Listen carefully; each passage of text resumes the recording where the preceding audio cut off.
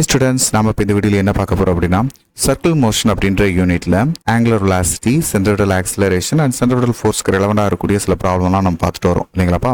So அதுக்கு ரெலவெண்டா இருக்கக்கூடிய one more problem தான் இது. A boy is whirling a 20 gram stone in a horizontal circle by tying it to one end of the string of length 2 meter. If the stone is making 4 revolutions in 1 second, then assuming the other end of the string stationary, calculate the tension produced in the string அப்படின்னு கொடுத்துருக்காங்க. இந்த கொஸ்டின்ல என்ன கொடுத்துருக்காங்க அப்படின்னா, ஒரு பையன் ஒரு m மாஸ் இருக்கக்கூடிய ஒரு ஸ்டோன், அது 20 கிராம் மாசா ஒரு ஸ்ட்ரிங்ல கனெக்ட் பண்ணி ஒரு எண்டா ஒரு கையிலையும் இன்னொரு எண்டை நம்மளுக்கு ஹரிசாண்டலா வச்சு என்ன செய்யறாருன்னா சர்க்கிள் பாத்துல சுத்துறாரு. அப்படி சுத்தும் போது இந்த ஸ்ட்ரிங்குக்கான லென்த் அப்படின்றது இந்த இடத்துல ரேடியஸா 2 மீட்டர் இருக்குன்றத கிவன் டேட்டால கொடுத்துருக்காங்க.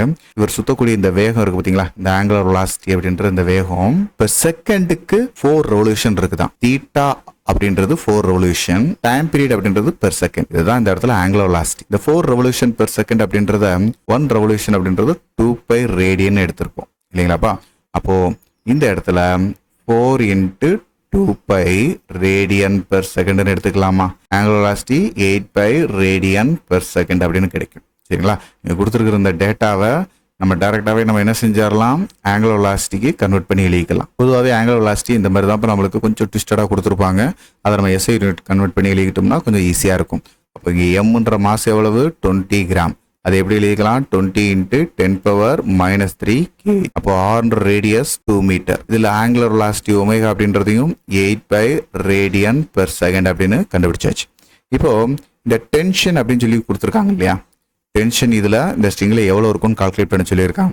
அப்போ டுவார்ட்ஸ் சென்டர் நோக்கி இருக்கக்கூடிய இந்த சென்ட்ரிபிட்டல் ஃபோர்ஸ் தான் இங்கே டென்ஷன் ஆக்ட் ஆகுதுப்பா. அப்போ சென்ட்ரிபிட்டல் ஃபோர்ஸுக்கான ஃபார்முலா என்னன்னு பார்த்தோம், mv²/r பார்த்தோம் இல்லையா. ஸோ அதுதான் இங்கே டென்ஷன் அப்படின்னு பார்க்க போகிறோம். அதில் v அப்படின்ற இந்த லீனியர் வெலாசிட்டிக்கு பதிலாக, அதாவது டேன்ஜென்ஷியல் வெலாசிட்டிக்கு பதிலாக நம்ம ஆர் ஒமேகா அப்படின்றத சப்ஸ்டிட் பண்ணோம்னா இந்த டென்ஷனில் நம்ம என்ன கண்டுபிடிச்சா போதும், m²r இந்த ஈக்குவேஷனை சப்ஸ்டிட் பண்ணால் போதும். அப்போ டென்ஷன் t அப்படின்றதுல நம்மளுக்கு தேவையான டேட்டா m இருக்கு, ஒமேகான்ற ஆங்குலர் வெலாசிட்டி இருக்கு, ஆர்ன்ற ரேடியஸ் இருக்கு பார்த்தீங்களா.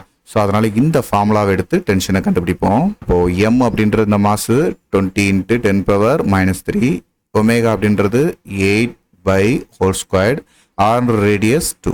சரிங்களா. ஸோ இது எல்லாத்தையும் சிம்பிளை பண்ணும்போது 20 into 8ன்றது 64, இந்த பை ஸ்கொயர்ட் அப்படின்றதுக்கான வேல்யூ 9.86 இருக்கும்பா. எப்பயுமே கொஞ்சம் அப்ராக்சிமேட்லி அதை ஞாபகத்தில் வச்சுக்கோங்க, கால்குலேஷனுக்கு ரொம்ப ஈஸியாக இருக்கும்.